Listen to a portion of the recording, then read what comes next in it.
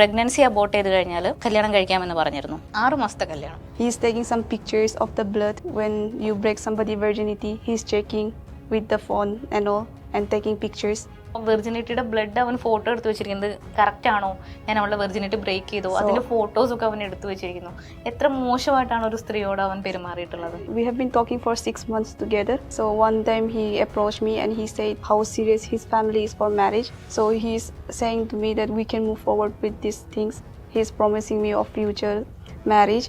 So we fell into this physical relationship on that day, but it was forceful because I said no because I was still a virgin. And at the end he's saying that it was only for fun. At the end he told that she was with me just for fun. She said it was only for us. So I said how can any woman be for fun with you?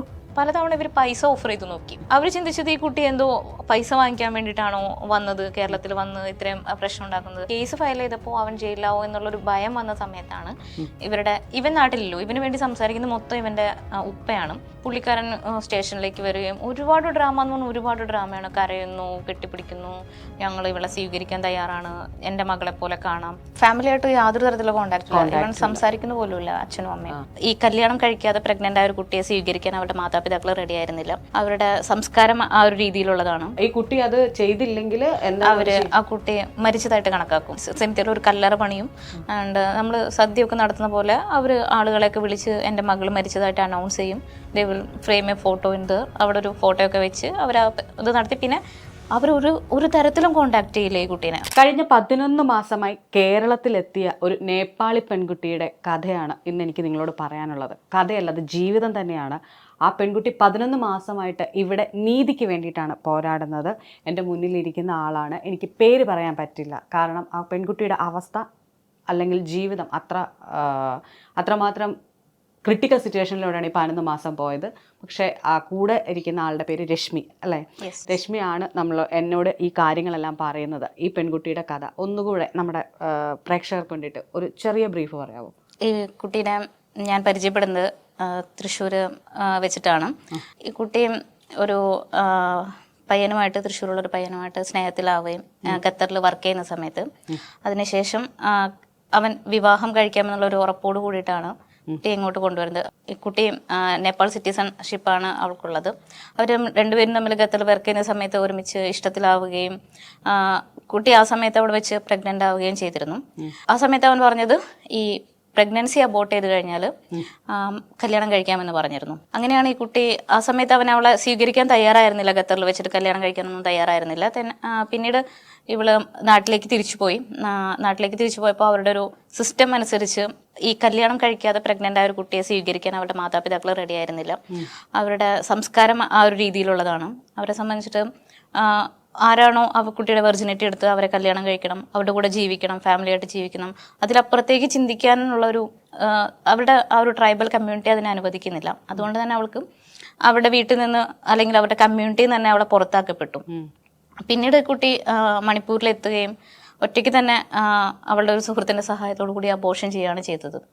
അതിനുശേഷം പലതവണ നിരന്തരമായിട്ടുള്ള സംസാരത്തിലൂടെയും അവളുടെ സുഹൃത്തുക്കൾ വഴിയൊക്കെ സംസാരിച്ചതിലൂടെ പറഞ്ഞു അവളെ നാട്ടിൽ അബോർഷന് ശേഷം വന്നു കഴിഞ്ഞാൽ ഞാൻ കല്യാണം കഴിച്ചോളാം, അവൻ്റെ മാതാപിതാക്കളായിട്ട് സംസാരിക്കാം, അതിന് വേണ്ടിയിട്ടാണ് അവളെ കേരളത്തിലേക്ക് കൊണ്ടുവരുന്നത് എന്ന് പറഞ്ഞു.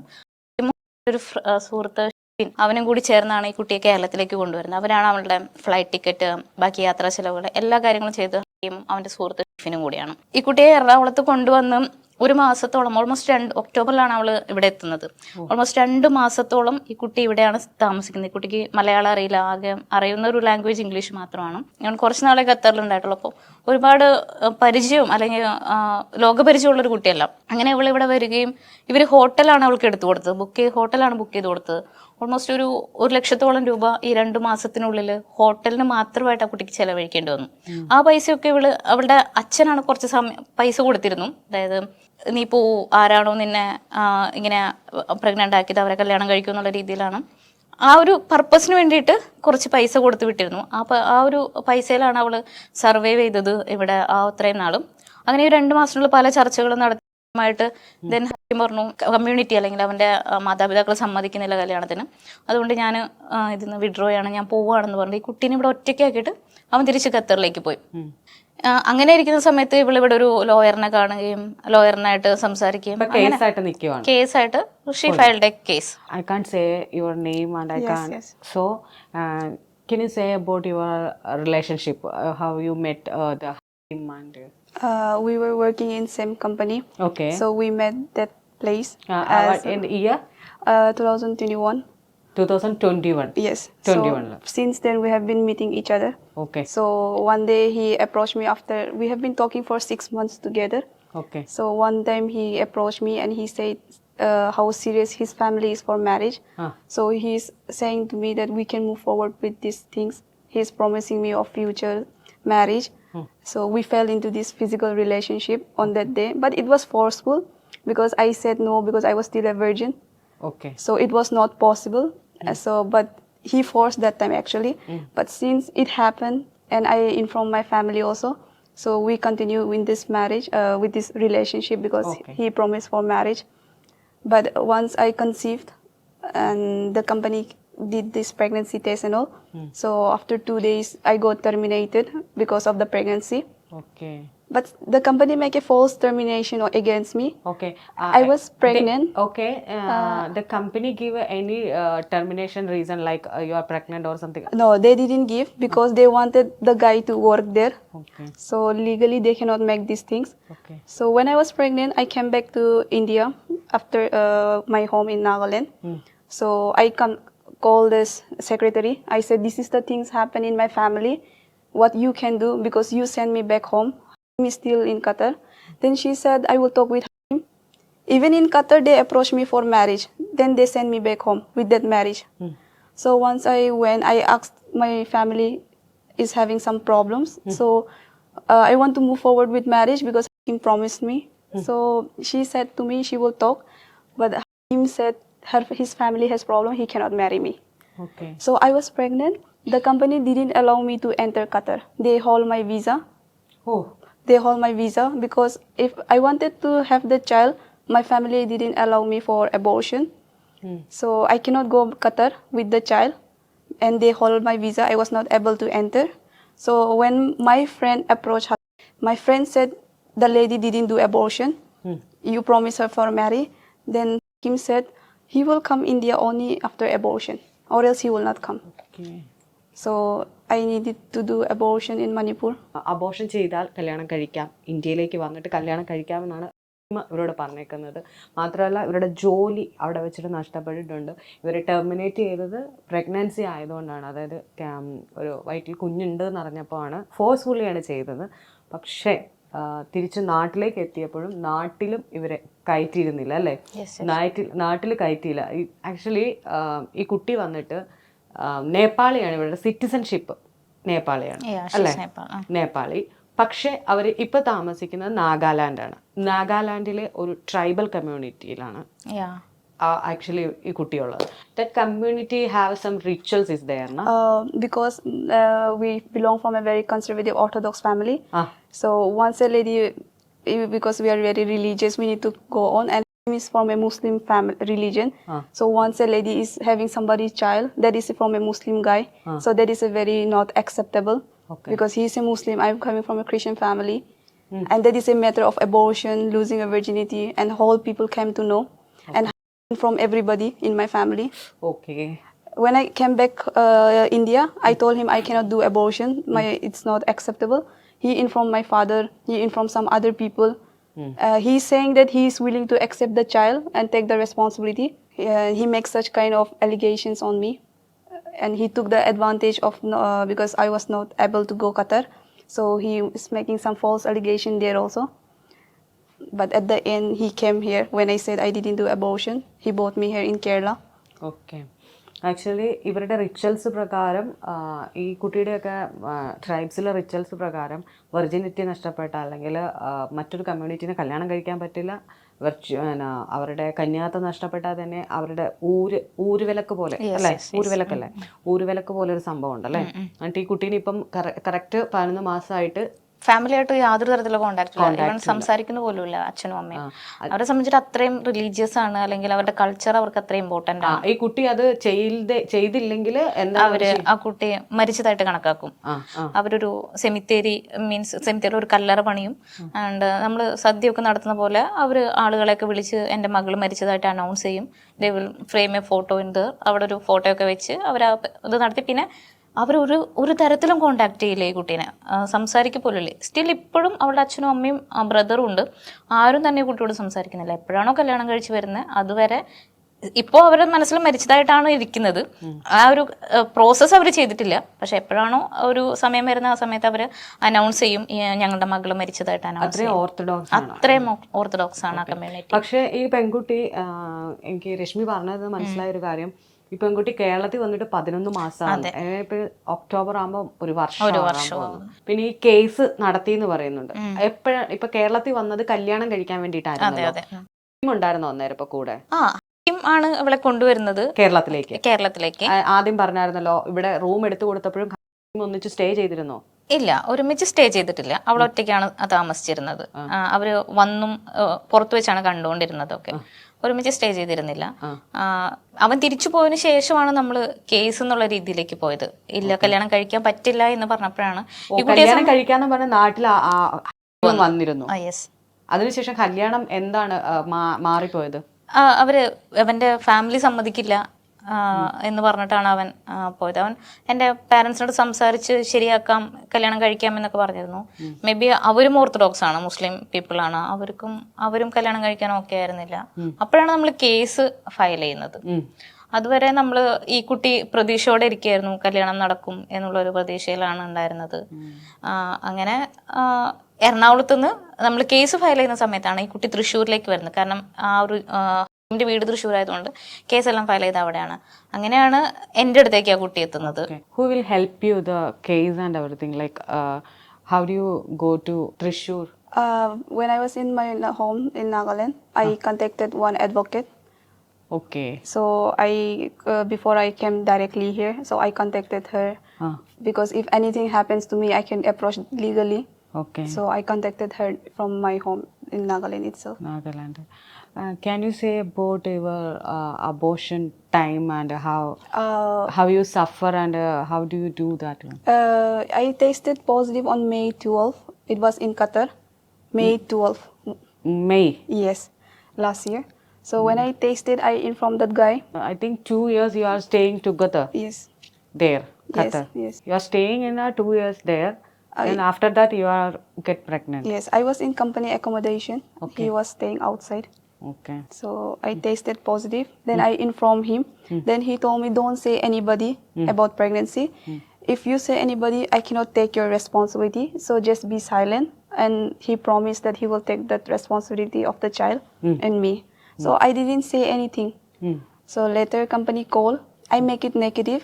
When they took me to the washroom for the pregnancy test, I gave the toilet water because they told me they will take me to the police, and my brother is also there. So that was very scary. So I make it negative. Then after 2 days, I approached family. I told them I'm pregnant with that. Your son is responsible for that. So when I approached family, the next day company terminated me. So the next day I came home. Then I contacted him. He didn't reply. He blocked me, and he was in India on that time. Okay. He was on India. We came together at the same time. He told me he will come to my place, but he never came. So when I came, I was not able to come to Kerala because there was such a big situation happening in Manipur. So that was not possible. I contacted the company secretary. She told me to be silent. She will convince him for marriage. But after 10 days, he went back. So I don't have any option. So I approached for abortion because Nagaland it's not possible. I was holding a Nepal citizen passport. So that was really, really not possible. My friend arranged that somebody in Manipur. So there was many abortion happening for women. So I did in Manipur at that time. Actually ഇപ്പം മണിപ്പൂരിൽ വെച്ചിട്ടാണ് ഈ നാഗാലാൻഡിലെ മോള് പോയി ചെന്നിട്ട് abortion ചെയ്തിരിക്കുന്നത്. നാഗാലാൻഡിൽ വെച്ച് ചെയ്യാൻ പറ്റത്തില്ലായിരുന്നു ആ സമയത്ത്. ഇപ്പം നമ്മളോട് പറഞ്ഞ അനുസരിച്ച് ആ സമയത്ത് കേരളത്തിലുണ്ടായിരുന്നു. കേരളത്തിൽ നിന്ന് അവൻ തിരിച്ച് പോവുകയും ചെയ്തു. ഈ കുട്ടിക്ക് ഒന്നും ചെയ്യാൻ പറ്റിയില്ല. ഈ മണിപ്പൂരിലെ ക്യാമ്പിൽ വെച്ചിട്ട് നമ്മൾക്ക് എങ്ങനെയാണ് അബോർഷൻ ചെയ്യാൻ സാധിക്കുക? കാരണം നമുക്കൊരു അബോർഷന് കാരണം എന്തെങ്കിലും ഇത് കാണിക്കണം. അല്ലെങ്കിൽ ഇവിടെ എന്നൊക്കെ പറയുമ്പോൾ അബോർഷൻ ലീഗലി ചെയ്യണമെങ്കിൽ ഭയങ്കര പ്രശ്നമാണ്. അല്ലെങ്കിൽ ഭർത്താവ് വേണം, അല്ലെങ്കിൽ ആരാണോ ഭർത്താവ് എന്ന് വെച്ചാൽ ഇച്ചിരിയുടെ ഇത് മാറ്റമുണ്ട്, ആരാണോ റെസ്പോൺസിബിൾ പേഴ്സൺ അയാൾ വരണം എന്നാണ്. അപ്പോൾ എങ്ങനെയാണ് തനിയെ സർവൈവ് ചെയ്ത്, എങ്ങനെയാണ് അത് അവരെ കൺവിൻസ് ചെയ്യിച്ചത്? ആക്ച്വലി ഇപ്പൊ മണിപ്പൂരിലെ ഇഷ്യൂ അറിയാലോ, ഒരുപാട് സ്ത്രീകൾ അവിടെ സഫർ ചെയ്യുന്നുണ്ട്. സോ ഗവൺമെന്റ് അവർക്കൊരു മെഡിക്കൽ അസിസ്റ്റൻസ് കൊടുക്കുന്നുണ്ട്. മണിപ്പൂരിലെ ഈ റൈഫിൾസ് ക്യാമ്പിൽ പലതരത്തിലും എഫക്ട് ചെയ്യപ്പെട്ടൊക്കെ പ്രഗ്നന്റ് ആവുന്ന സ്ത്രീകൾക്ക് അത് കണ്ടിന്യൂ ചെയ്യാൻ താല്പര്യമില്ലാത്ത സ്ത്രീകൾക്ക് അബോർഷൻ ചെയ്യാം അവിടെ. അതൊരു പ്രോപ്പർ വേയിലൊന്നും അല്ല അത് ചെയ്യുന്നത്. ഇനി ഗവൺമെന്റ് കൊടുക്കുന്ന സപ്പോർട്ട് ഉപയോഗിച്ച് സ്ത്രീകൾ സർവൈവ് ചെയ്യാൻ ശ്രമിക്കുകയാണ്. ആ ഒരു ഇത് ഉപയോഗിച്ച് അവൾ സർവൈവ് ചെയ്തു. ആരാണ് മണിപ്പൂരിൽ ഇങ്ങനെ അബോർഷൻ ചെന്നാൽ നടക്കുമെന്ന് പറഞ്ഞത്? അവളുടെ ഒരു സുഹൃത്ത് അവിടെ ഉണ്ടായിരുന്നു. അവര് അന്വേഷിച്ച് കണ്ടുപിടിച്ച് അങ്ങനെയാണ് അവര് അവിടേക്ക് പോകുന്നത്.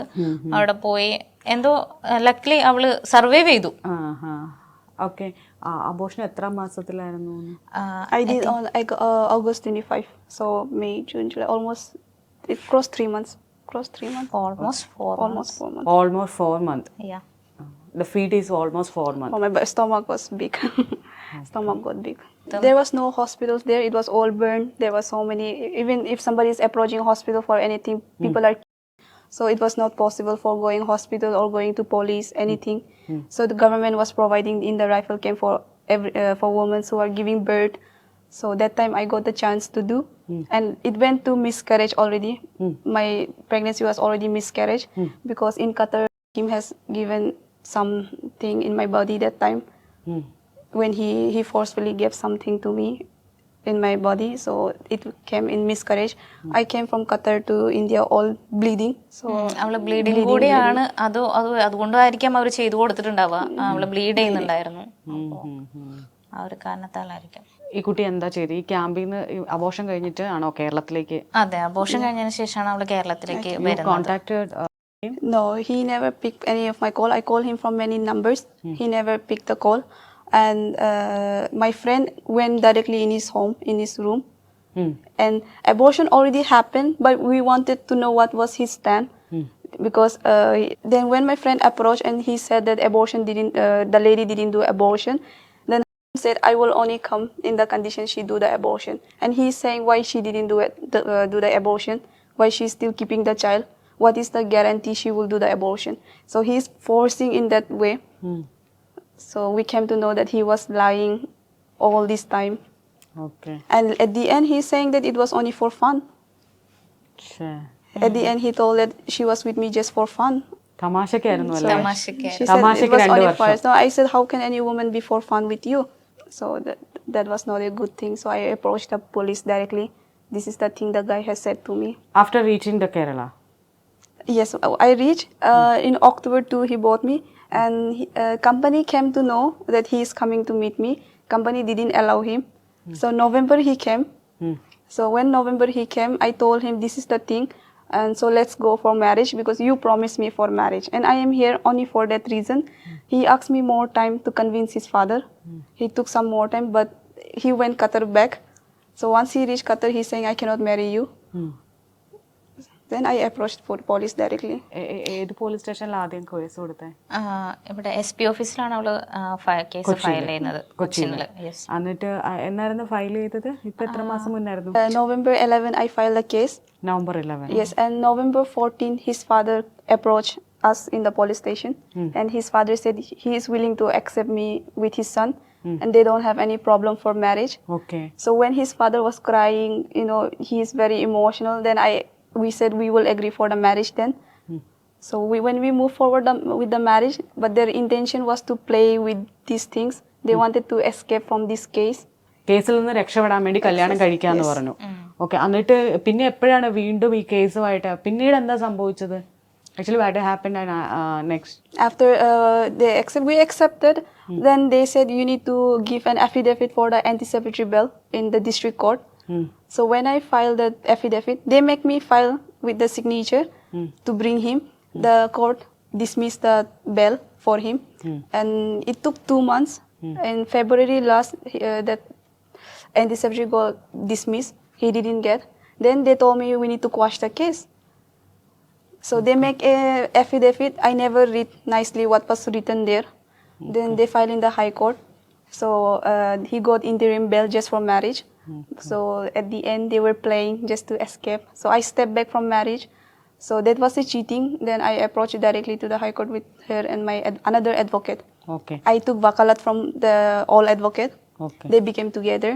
ഓക്കെ ഇപ്പൊ കുട്ടി പറഞ്ഞാൽ കുറച്ച് ക്ലാരിറ്റി എനിക്കും കൂടെ വരുത്താനുണ്ട്. ഈ കുട്ടി പറഞ്ഞു അച്ഛൻ അന്ന് അവിടെ വന്നിട്ട് സംസാരിച്ചു എന്ത് മാരേജ് ചെയ്യാം എന്ന് പറഞ്ഞു. പിന്നീട് എങ്ങനെയാണ് ഇവനെ പിന്നെ കേസിൽ പ്രതിയാക്കി? ഈ FIR കേസ് എടുത്തിരുന്നു? ഇല്ല, നമ്മള് കേസ് കൊടുത്തതിന് ശേഷമാണ് അവർ കല്യാണം കഴിക്കാമെന്ന് പറയുന്നത്. അതുവരെ അവൻ തിരിച്ചുപോയി, കല്യാണം പറ്റില്ല എന്ന് പറഞ്ഞ് തിരിച്ചുപോയി. പിന്നെ നമ്മൾ എപ്പോഴാണോ കേസ് ഫയൽ ചെയ്യുന്നത്, കേസ് ഫയൽ ചെയ്തപ്പോൾ അവൻ ജയിലിലാവും എന്നുള്ളൊരു ഭയം വന്ന സമയത്താണ് ഇവൻ നാട്ടിലല്ലോ, ഇവന് വേണ്ടി സംസാരിക്കുന്ന മൊത്തം ഇവന്റെ ഉപ്പയാണ്.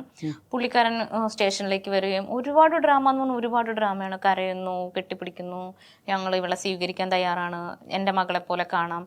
സോ വി തോട്ട് ഓക്കെ, ഞങ്ങളും ശരി കല്യാണം എന്നാൽ അങ്ങനെ പോവാം, ഈ കുട്ടിക്കും അതായിരിക്കുമല്ലോ നല്ലതെന്ന് വിചാരിച്ച് ഞങ്ങൾ കല്യാണത്തിന് പോകാമെന്ന്. പിന്നെ ഇവര് കുറെ ഡിമാൻഡ്സ് വെക്കാൻ തുടങ്ങി വിവാഹത്തിന് വേണ്ടിയിട്ട്. കേസ് കോഷ് ചെയ്യണം, അല്ലെങ്കിൽ നിനക്ക് ഞങ്ങളുടെ പ്രോപ്പർട്ടിയിലൊന്നും അവകാശം ഉണ്ടാവില്ല. ഒരു കല്യാണം കഴിച്ചു കഴിഞ്ഞാൽ സ്വാഭാവികമായിട്ടും ഭാര്യയ്ക്ക് കിട്ടേണ്ട നീതി അല്ലെങ്കിൽ അവരുടെ അവകാശങ്ങൾ, സ്വത്ത്, അങ്ങനെയുള്ള കാര്യങ്ങളിലൊന്നും ഒരു തരത്തിലുള്ള അവകാശവും നിനക്ക് ഉണ്ടാവില്ല. Just A marriage.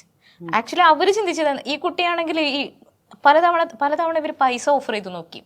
അവർ ചിന്തിച്ചത് ഈ കുട്ടി എന്തോ പൈസ വാങ്ങിക്കാൻ വേണ്ടിയിട്ടാണോ വന്നത്, കേരളത്തിൽ വന്ന് ഇത്രയും പ്രശ്നം ഉണ്ടാക്കുന്നത്. അപ്പോൾ ഈ കുട്ടിയെ സംബന്ധിച്ചിട്ട് പൈസ ഒരു പ്രശ്നമേ അല്ല, അവൾക്ക് പൈസ ഒരു തരത്തിലും വേണ്ട. ഇവള് സമ്മതിക്കുന്നത് ഈ മാട്രിമോണിയൽ റൈറ്റ്സിനകത്ത് ഇവർ എഴുതി ചേർത്തത് പ്രോപ്പർട്ടിയിലൊന്നും അവകാശമില്ല എന്നാണ്. ഓക്കെ, കുട്ടി സമ്മതിച്ചു, എനിക്ക് പ്രോപ്പർട്ടി ഒന്നും വേണ്ട, എനിക്ക് കല്യാണം കഴിച്ചാൽ മതി. അതായത് ഈ കല്യാണം എന്നുള്ളത് ഈ കുട്ടി ഉദ്ദേശിക്കുന്നത് ലീഗലി ചെയ്തിട്ട് നാട്ടിൽ തിരിച്ചെത്തുക, വീട്ടില് പാരന്റ്സിന്റെ കൂടെ സന്തോഷമായിട്ട് ജീവിക്കുക, അത്രയാണ് ആ കുട്ടി ആഗ്രഹിക്കുന്നത്. അവൾക്ക് എന്നോടും സ്നേഹമുണ്ട്. അപ്പോൾ ഒരു മുന്നോട്ട് അവൾ കാണുന്നത് ഒരു ഫ്യൂച്ചർ ലൈഫ് വിത്ത് ഹിമാണ്. പക്ഷെ ഇവര് അത് വളരെ മോശമായിട്ട് അത് എടുത്ത് ഇവരുടെ പ്രശ്നം തീർക്കാൻ വേണ്ടി മാത്രം ഒരു കല്യാണം എന്ന രീതിയിലേക്ക് കൊണ്ടുവന്നു. അങ്ങനെ നമ്മൾ പലതവണ സംസാരിക്കുന്നത് ഇതൊന്നും റെഡി ആവാതിട്ട് ഒരു ദിവസം ഞാൻ നാട്ടിൽ അത്യാവശ്യം അറിയപ്പെടുന്നൊരു സോഷ്യൽ വർക്കറാണ്. അപ്പോൾ എനിക്ക് ഇവരുടെ ലൊക്കാലിറ്റി എല്ലാ കാര്യങ്ങളും അറിയാം. ഞാൻ ഒരു പാർട്ടിയിൽ നിന്നും കൂടിയാണ് വരുന്നത്. അപ്പോൾ ആ ഒരു പാർട്ടിയുടെ ഒരു ബേസിനകത്ത് ഞാൻ ഒരു ദിവസം ഇവളെയും കൂട്ടിയിട്ട് അവൻ്റെ വീട്ടിലേക്ക് പോയി. BSP നമ്മുടെ പാർട്ടിക്കാരൊക്കെ ഉണ്ടായിരുന്നു. അപ്പം ദെൻ ഞങ്ങൾ രണ്ടുപേരും പെൺകുട്ടികൾ പോകുന്ന സമയത്ത് ഞാൻ ജസ്റ്റ് നമ്മുടെ പാർട്ടിക്കാരുടെ അടുത്തൊക്കെ പറഞ്ഞു ഞങ്ങളിങ്ങനെ പോകുന്നുണ്ട്. ദെൻ ഞാൻ പോയി ഇവൻ്റെ വീട്ടിലേക്ക് ഇവരിങ്ങനെ ഇട്ട് ഓരോ ദിവസവും ഓരോരോ കാര്യങ്ങൾ പറഞ്ഞുകൊണ്ടിരിക്കുന്നത്. നമ്മൾ ഡയറക്റ്റ് ചെന്നു എന്താണെന്ന് അറിയാമെന്ന്. നമ്മൾ ചെന്ന് കുട്ടിയുടെ ഒരു ആഗ്രഹം ഇവൻ്റെ ഉമ്മയോട് സംസാരിക്കണം എന്നായിരുന്നു. ഉമ്മയോട് സംസാരിച്ച സ്ത്രീകളല്ലേ, സ്ത്രീകളുടെ അത് മനസ്സിലാവും, ആ വേദന മനസ്സിലാവും. ഞാൻ അവൻ്റെ കുട്ടിയെ ഗർഭം ധരിച്ച ആളാണ്. അപ്പോൾ അതൊക്കെ പറയുമ്പോൾ ഉമ്മയ്ക്ക് എന്തെങ്കിലും ഫീലിങ്സ് വരും. ഉമ്മ പറഞ്ഞു കഴിഞ്ഞാൽ ഇവൻ എന്നെ കല്യാണം കഴിക്കും എന്നൊക്കെ വിചാരിച്ചുകൊണ്ട് ഞങ്ങൾ പോയി.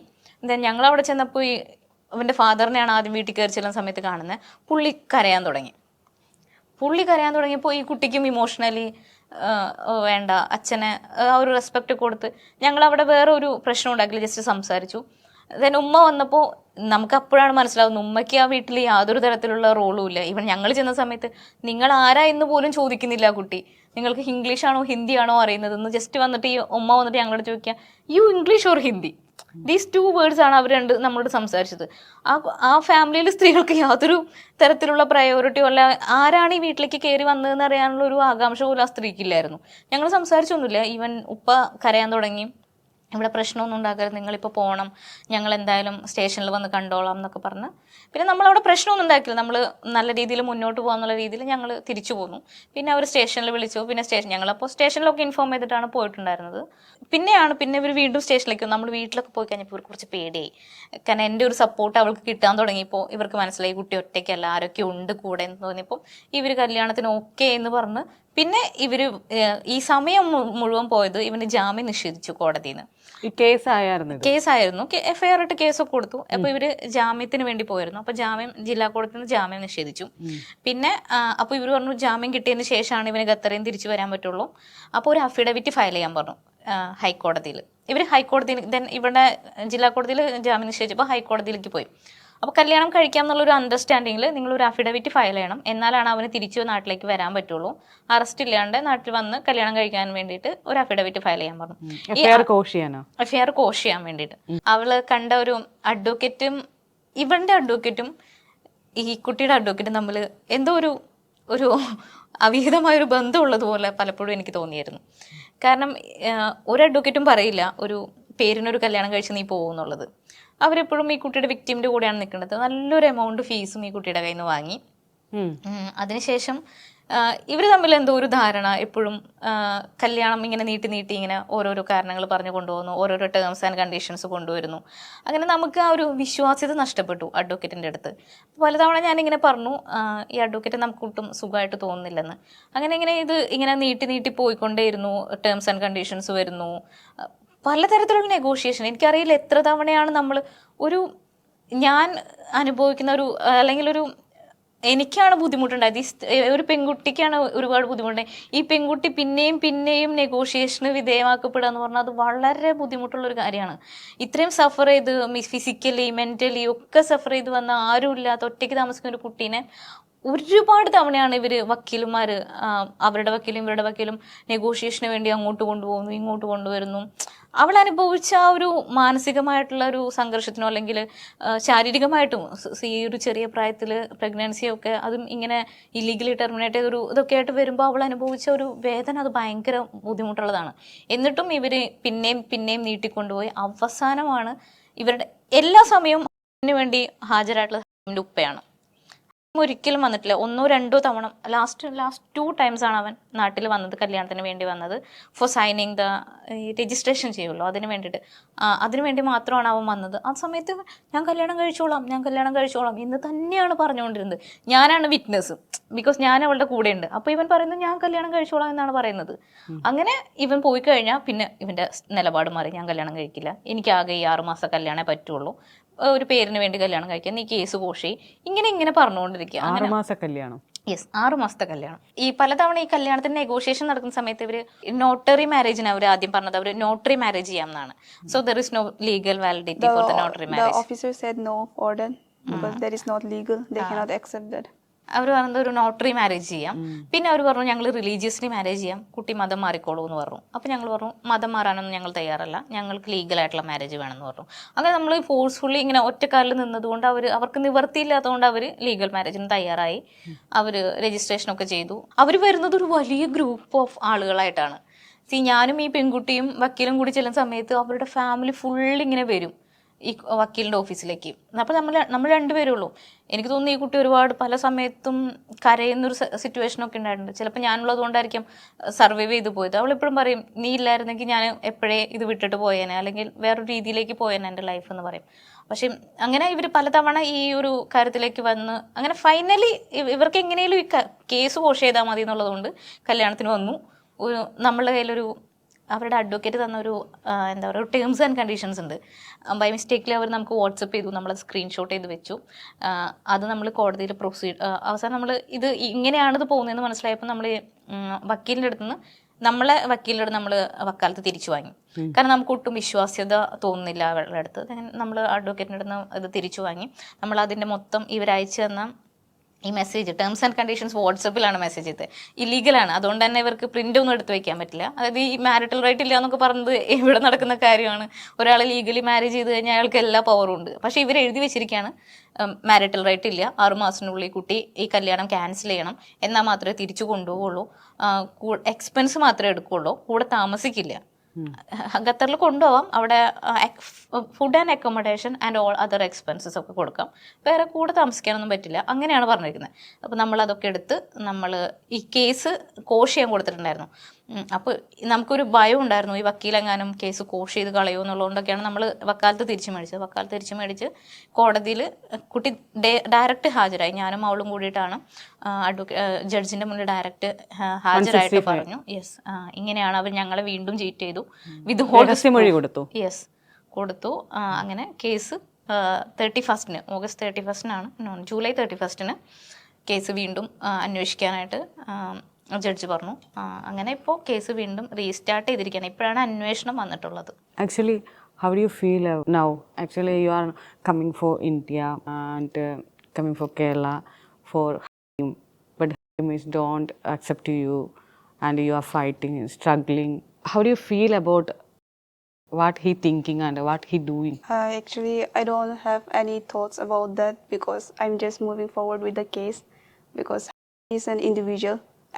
We respected his family together with the police officer.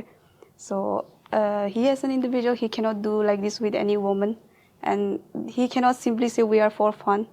We never say we are for fun. We cannot. He's taking some pictures of the blood. When you break somebody's virginity, he's checking with the phone and all and taking pictures. ഒരു പെൺകുട്ടിയുടെ virginity അവൻ എടുത്തതിന് ശേഷം അത് ആ വെർജിനിറ്റിയുടെ blood അവൻ photo എടുത്ത് വെച്ചിരിക്കുന്നത് ഇത് കറക്റ്റ് ആണോ, ഞാൻ അവളുടെ വെർജിനിറ്റി ബ്രേക്ക് ചെയ്തോ, അതിന്റെ ഫോട്ടോസ് ഒക്കെ അവൻ എടുത്തു വെച്ചിരിക്കുന്നു. എത്ര മോശമായിട്ടാണ് ഒരു സ്ത്രീയോട് അവൻ പെരുമാറിയിട്ടുള്ളത്. അവനത് സ്ഥിരമായിട്ട് ചെയ്യുന്നൊരു മീൻസ് ഒരുപാട് സ്ത്രീകളിലൂടെ കടന്നു പോകുന്ന ഒരാളാണ്. അപ്പോൾ ഒരു പെൺകുട്ടീനെ കണ്ടു അവനത് വളരെ നിസ്സാരമായിട്ടൊരു പെൺകുട്ടിയുടെ വെർജിനിറ്റി ബ്രേക്ക് ചെയ്ത് അത് ഫോട്ടോ എടുത്തു വെക്കുന്നു. So during the pregnancy also he forcefully did like this and he took the pictures. When I asked him, he's saying there is not, but it was clearly seen in his phone. There was pictures. I don't know what is the intention to do that. So I'm just moving forward with the case. So I don't have anything to say to his family. What about your plan? About this case? Yes. No, I will just move forward with the case. I have with these police officers and all. If they, now I'm planning to leave from this place also. So anytime they need, so I will come back for this case again. അവൻ ചെയ്തൊരു വലിയൊരു തെറ്റ്, അവൻ ഈ കുട്ടീനെ വല്ലാതെ blame ചെയ്തു. ഇവളുടെ വീട്ടിൽ അച്ഛനെ വിളിച്ച് സംസാരിച്ചിട്ട് പറഞ്ഞു, ഞാൻ കല്യാണത്തിന് റെഡിയാണ്, നിങ്ങളുടെ മോളാണ് കല്യാണത്തിന് റെഡി ആവാതെ ഓടിപ്പോയതെന്നാണ് അവളുടെ അച്ഛൻ്റെ അടുത്ത് കൊടുത്തിരിക്കുന്ന ഇൻഫർമേഷൻ. അവരെ സംബന്ധിച്ചിട്ട് അവർ വിശ്വസിക്കുന്നതും അങ്ങനെ തന്നെയാണ്. ഒരാൾ വിളിച്ചിട്ട് ഞാൻ നിങ്ങളുടെ മോളെ കല്യാണം കഴിക്കാൻ റെഡിയാണ്, അവൾ എൻ്റെ അടുത്ത് ഓടിപ്പോയി എന്ന് പറയുമ്പോൾ ഏതൊരു പാരൻറ്റും ആ ഒരു രീതിയിൽ ചിന്തിക്കും. അപ്പം അവൻ അങ്ങനെ അവന്റെ കമ്മ്യൂണിറ്റിയിലൊക്കെ ഇങ്ങനെ അറിയിച്ചു വെച്ചേക്കാണ്. ഈ കുട്ടിക്ക് ഒരിക്കലും അവളുടെ നാട്ടിലേക്ക് തിരിച്ചു പോകാനുള്ള ഷീ ഡോണ്ട് ഹാവ് ജോലിയൊന്നുമില്ല, അവളെ ടെർമിനേറ്റ് ചെയ്തതാണ്. അപ്പോൾ അവിടെ പോയിട്ടൊരു ജോലി കണ്ടുപിടിക്കണം. ഇപ്പോൾ ഭയങ്കര സാമ്പത്തികമായിട്ട് ആരും സഹായിക്കുന്നില്ല, ഒരു തരത്തിലുള്ള വരുമാനം ഈ കുട്ടിക്കില്ല. ഈ കുട്ടിക്ക് ഇവിടെ വർക്ക് ചെയ്യാനുള്ള ഒരു മാനസികമായിട്ടുള്ള ഒരു അവസ്ഥയും ഇല്ല. അപ്പോൾ എനിക്ക് തോന്നുന്നു വളരെ കഷ്ടപ്പെട്ടാണ് ഇവള് ഇവിടെ സർവൈവ് ചെയ്യുന്നത്. ഈവൻ ഫുഡ്, ഹോസ്റ്റൽ ഫീസ്, ആരും തന്നെ അവളെ ഒരു തരത്തിലും ഫാമിലിയുടെ ഭാഗത്തുനിന്നൊരു സപ്പോർട്ടും ഇല്ല, പിന്നെ വേറെ ആരും സപ്പോർട്ട് ചെയ്യാനില്ല. ഇപ്പൊ ഈ കേസിൽ ഇവനെ അറസ്റ്റ് ചെയ്തിട്ട് എന്താണ് ലീഗലി ഇനിയും മാരേജ് ചെയ്യാനുള്ള താല്പര്യമുണ്ടോ? ഒരിക്കലും ഇല്ല. ഇങ്ങനെ ഒരാളെ മാരേജ് ചെയ്ത് ജീവിക്കാനൊരു ആഗ്രഹം ഇനി അവൾക്കില്ല. അവളോട് എന്താണോ അവൻ ചെയ്തത് അതിന് അവന് തക്കതായിട്ടുള്ളൊരു പണിഷ്മെന്റ് കൊടുക്കുക, അത് മാത്രമാണ് ഇനി നമ്മുടെ മുന്നിലുള്ളൊരു വഴി. Actually, do you want to marry him? No, I don't want marriage because in the middle, his friend called me recently. So his friend Shifin, so he called me and he said to me directly that that guy is womanizer. So he told me very clearly, don't feel bad. That guy is a womanizer and he's doing like this with many girls. And I asked him about the pictures and all that the Hakim is taking, and he's saying these kinds of things he's doing. So they mentioned some like pornography like that. Then I thought, okay, that is his family is still asking for marriage with these terms and conditions. So I thought I cannot marry this guy anymore. I will move forward with the case because he is responsible for many things. He cheated and he is giving this false promise of future marriage and all, just for the pleasure. So I move forward with the case. I cannot marry him. ഇപ്പം കുട്ടി ആഗ്രഹിക്കുന്നത് punishment ചെയ്യണം തന്നെയാണ്. അതെ, അതിനപ്പുറത്തേക്ക് നമുക്കൊന്നും ചെയ്യാനില്ല. Are you afraid of this case? No, I'm not afraid. Because അറിയാലോ കേസിന്റെ കാര്യമാണ്. ഇപ്പൊ എങ്ങനെയാണ് രശ്മി നോക്കിക്കാണുന്നത് ഈ കേസ് എങ്ങനെ പോകുമെന്നാണ്? നമുക്ക് പേടി, ഈ കുട്ടിയെ സംബന്ധിച്ചിട്ട് ഇവിടുത്തെ കാര്യങ്ങൾ അറിയാത്തതുകൊണ്ടായിരിക്കാം. എന്നെ സംബന്ധിച്ചിട്ട് ഞാൻ കുറച്ച് ആകാംക്ഷയോടും കുറച്ച് പേടിയോടും കൂടി തന്നെയാണ് കേസിനെ കാണുന്നത്. കാരണം പുറത്തുനിന്ന് വന്നൊരു കുട്ടിക്ക് നമുക്ക് കൊടുക്കാവുന്ന സപ്പോർട്ടിനൊരു പരിധി ഉണ്ടെങ്കിൽ പോലും നമ്മൾ നമ്മുടെ മാക്സിമം നമ്മൾ ചെയ്യുന്നുണ്ട്. ഇതുവരെയും നമുക്ക് സ്റ്റേഷനിൽ നിന്ന് കിട്ടിയിട്ടുള്ള ഒരു പോലീസുകാരുടെ ഭാഗത്തുനിന്നുണ്ടായിട്ടുള്ള ഇടപെടൽ വളരെ, അല്ലെങ്കിൽ കോടതിയിൽ നിന്നാണെങ്കിലും നല്ല രീതിയിലുള്ള ഇടപെടലുകളാണ് നടന്നിട്ടുള്ളത്. പക്ഷെ ഇനി മുന്നോട്ട് അന്വേഷണം വരുന്ന സാഹചര്യത്തിൽ ഏതെങ്കിലും തരത്തിൽ ിന്റെ ഫാമിലിക്ക് ഇൻഫ്ലുവൻസ് ചെയ്യാൻ പറ്റുന്ന ഒരുപാട് സാഹചര്യങ്ങളുണ്ട് ഈ കേസിനകത്ത്. അതിനെ ഞാൻ ഭീതിയോടെ തന്നെയാണ് നോക്കിക്കാണുന്നത്. എങ്കിലും നമ്മൾ പോരാടാം, മാക്സിമം അവൾക്ക് നേടിക്കൊടുക്കാൻ പറ്റുന്ന നീതിയെ എത്താൻ ശ്രമിക്കുന്നുണ്ട്. ഇനി നമുക്കറിയില്ല, എങ്കിലും നമുക്കൊരു ഭയമുണ്ട് എന്നുള്ളതാണ് സത്യം. I know you are very strong lady Yeah. because you are fighting in last to around 1 year. Actually she is A very Brave girl. ഞാൻ ഇത്രയും മലയാളിയായിട്ടുള്ള പെൺകുട്ടികളിൽ പോലും ഇത്രയും ധൈര്യം കണ്ടിട്ടില്ല. ഒറ്റയ്ക്ക് ഫൈറ്റ് ചെയ്യുന്നത്. നമ്മൾ പലപ്പോഴും പല കേസുകളിലും Because ഇടപെടുന്ന when I was in Manipur, I saw many women getting physically abused. You know, many women died out of this pregnancy. So when I came out from there, I feel very lucky because I have a life. So if this person is responsible and he is for moving forward with the marriage, then I agreed. I also came because my family is struggling because of his word. He coming from a different culture, religion. It's affecting too much to my family. So I came and he is cheating again and again. Then that is not good. He don't have that rights to do like this to any woman. He can say directly, I cannot marry. You cannot play with somebody's life. You cannot play somebody coming from a conservative family. Yes. So I better to move forward with the case because the police, you know, they are very helpful. So I don't fear because they are very genuine and very helpful to me. എന്താണെങ്കിലും നമ്മൾ പറയുന്ന പോലെ നല്ലത് തന്നെ സംഭവിക്കട്ടെ. ആള് ഭയങ്കര strong ആണ്, ബ്രേവ് ആണ്, പറഞ്ഞ പോലെ ബുദ്ധിമതിയാണ്, ധൈര്യശാലിയാണ്. ഞങ്ങളുണ്ട് എന്ന് എനിക്ക് പറയാൻ പറ്റില്ല, അതായത് മൊത്തം മലയാളികളുണ്ട് അല്ലെങ്കിൽ ഞങ്ങളുണ്ട് എന്ന് പറയാൻ പറ്റില്ല, പക്ഷേ ഉണ്ട്. ഇത് കേൾക്കുന്ന ഒരു കൂട്ടം ആളുകൾക്കെങ്കിലും, ഈ വീഡിയോ കാണുന്ന കുറച്ചെങ്കിലും ആളുകൾക്കെങ്കിലും they are still with you. Okay. Yeah, thank you. Okay.